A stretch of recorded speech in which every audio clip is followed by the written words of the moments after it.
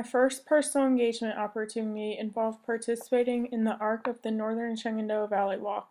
It was a great experience for me. When we first arrived downtown, there weren't many participants, and I was worried that they wouldn't have a great turnout. However, a lot of walkers started showing up, and they were all very friendly and sociable. Very few were shy. None of them really knew any of us, but they came up and interacted and asked us what our names were and high-fived us. There was one guy in particular that stood out to me. He kept coming over to us and talking and laughing with us and making jokes. He was a really cool guy.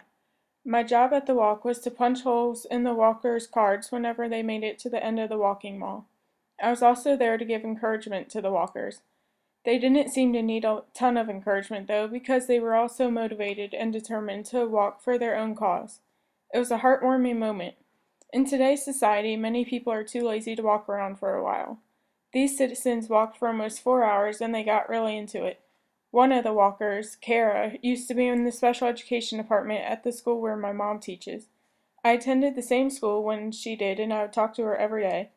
At first she didn't remember me, but by the time she had to leave, she began to remember.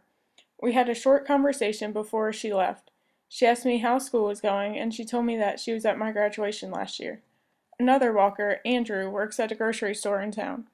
Every time I go to the store, I hope he is working. He always brightens my day and makes me feel good about my life. He's always interested in how I'm doing, and he makes sure that I am having a good day. He's also a funny guy, too. Once he jokingly told my mom that she was too young to buy a bottle of wine. It made her smile and feel good about herself. My second personal engagement opportunity involved shadowing my mom at work. She's a special education assistant at a local middle school. She's been a special education assistant for about 12 years now. During the day, I had the opportunity to interact with her students and assist them with their work. I really enjoyed it. In today's society, many kids are lazy and seem to be too cool for school. That wasn't the case in this classroom, though. All of her students were extremely motivated to learn and to also answer questions in front of the class. Although not all of them were the best readers, everyone wanted to participate in reading a story out loud. There was one instance when the students were doing a worksheet and one of the students was having a little bit of trouble. Two of the other students both asked if they could assist the struggling student.